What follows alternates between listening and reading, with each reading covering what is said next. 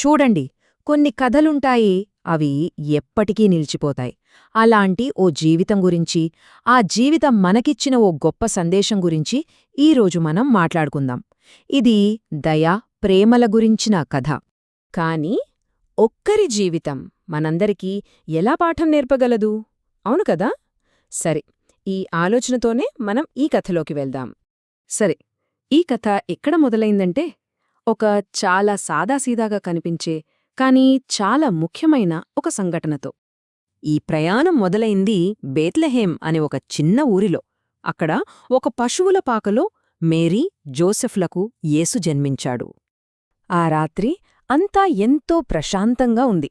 ఆకాశంలో హఠాత్తుగా ఒక కొత్త నక్షత్రం ప్రకాశవంతంగా మెరుస్తోంది. అదేదో ఒక పెద్ద మార్పు రాబోతుందని చెప్పినట్టుగా అనిపించింది. ఇక్కడొక ఆసక్తికరమైన విషయమేంటంటే, ఈ అద్భుతాన్ని మొదట గమనించి ఆ శిశువును చూడ్డానికొచ్చింది ఎవరో తెలుసా?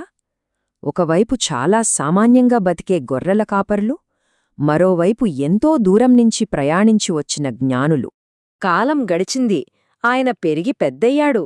ఇక అప్పటినుంచి ఆయన జీవితం ఒకే ఒక్క మార్గాన్ని ఎంచుకుంది, అదే ప్రేమ మార్గం. ఆయన చుట్టూ ఎప్పుడూ మంచితనం, ప్రేమ నిండిన వాతావరణమే ఉండేది.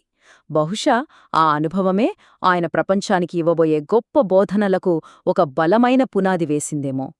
ఆయన ఊరూరా తిరుగుతూ ప్రజలతో చాలా సింపుల్గా కాని ఎంతో శక్తివంతమైన ఒకే ఒక్క మాట చెప్పేవాడు: ప్రేమించండి, క్షమించండి. బస్ ఇదే ఆయన చెప్పిన ప్రతి మాటకు, చేసిన ప్రతి పనికి మూలం. అయితే ఆయన సందేశం కేవలం మాటలకే పరిమితం కాలేదు. ప్రేమ, దయ అంటే ఏంటో చేతల్లో చూపిచ్చాడు. ఎందుకంటే కొన్నిసార్లు మాటల కన్నా చేతలే ఎక్కువ మాట్లాడతాయి కదా. బాధలో ఉన్నవాళ్లని చూస్తే దగ్గరికి వెళ్లి ఓదార్చటం, అనారోగ్యంతో ఉన్నవాళ్లని బాగుచేయటం, ఆకలితో ఉన్నవాళ్లకి కడుపు నిండా అన్నం పెట్టటం, ఇలా ఆయన చేసిన ప్రతి పని కరుణకు, సేవకు ఒక ఉదాహరణలా నిలిచిపోయింది.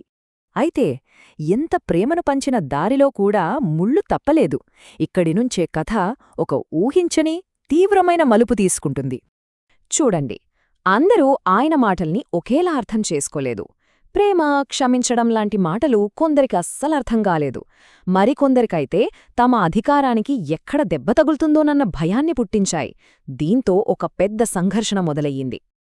ఆ అపార్థం, ఆ భయం, ఆ కోపమే చివరికి శిలువపై శిక్షగా మారింది.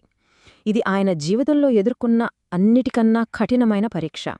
కాని ఆగండి, కథ ఇక్కడతో అయిపోలేదు. అసలు ఈ కథలోనే అత్యంత శక్తివంతమైన భాగం ఇక్కడ్నుంచే మొదలవుతుంది. ఆయన మరణించిన 3 రోజుల తర్వాత ఒక అద్భుతం జరిగింది. ఆయన మృత్యువును జయించి తిరిగి వచ్చాడు. దీన్ని కళ్లారా చూసిన వాళ్లకి మాటలు రాలేదు. అంతలా ఆశ్చర్యపోయారు. ఈ ఒక్క సంఘటనతో ఆయన సందేశం కేవలం మాటలు కాదని, అదొక దైవిక శక్తి అని ప్రపంచానికి తెలిసొచ్చింది.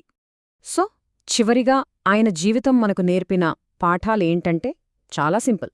ఎప్పుడూ ప్రేమతో బతకడం, మనల్ని బాధపెట్టినా సరే ఇతరులను క్షమించడం, ఇంకా మన చుట్టూ ఉన్నవాళ్లకి ఎప్పుడూ మంచే చెయ్యడం. సరే, ఇదంతా మనం మాట్లాడుకున్నాం కదా. ఇప్పుడు ఒక్కసారి ఆలోచిద్దాం. ప్రేమ, కరుణ గురించిన ఈ గొప్ప సందేశం ఈ రోజుల్లో మన ప్రపంచానికి ఎంత అవసరమంటారు?